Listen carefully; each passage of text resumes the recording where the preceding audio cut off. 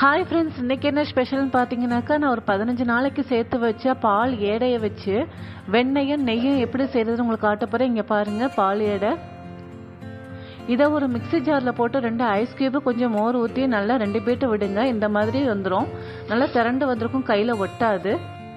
தேவையான வெண்ணெயை மட்டும் நம்ம எடுத்து வச்சுட்டு மிச்சத்தை வந்துட்டு நான் நெய் காய்ச்ச போகிறேன். இங்கே பாருங்கள், அடுப்பை சிம்மில் வச்சுட்டு நீங்கள் நல்லா அப்பப்போ கிளறி விடுங்க. கிளறி விட்டிங்கனாக்கா நமக்கு அடி பிடிக்காது. இப்போ பார்த்தீங்கன்னா நெய் ரெடியாக ஆரம்பிச்சிருச்சு. இங்கே பாருங்கள், எவ்வளோ ஒரு எல்லோரிஷு, நல்லா கலர்ஃபுல்லாக, நல்லா வாசனையாக இருந்தது. வீடே நல்லா கமகமுக்கிற அளவுக்கு இருந்தது. நான் நெய்யை வந்துட்டு நல்லா ஃபில்டர் பண்ணி வச்சுருக்கேன். இப்போ பாருங்கள், நெய் நமக்கு ரெடி ஆகிடுச்சு. அது கீழே இருக்க அந்த நெய் கலந்த ஒரு அசடு இருக்குது பார்த்தீங்களா, இதை வந்து வேஸ்ட் பண்ண வேண்டாம். இது 4 ஸ்பூன் ஜீனி போட்டு 2 செகண்ட் மட்டும் நீங்கள் அடுப்பில் வைங்க. இங்கே பாருங்கள், சுவையான பால்கோவா, ஒரிஜினல் பால்கோவா இதுவும் ரெடி ஆகிடுச்சு. பிடிச்சிருந்தா லைக் பண்ணி, ஷேர் பண்ணி, கமெண்ட் பண்ணுங்கள். தேங்க்ஸ் ஃபார் வாட்சிங்.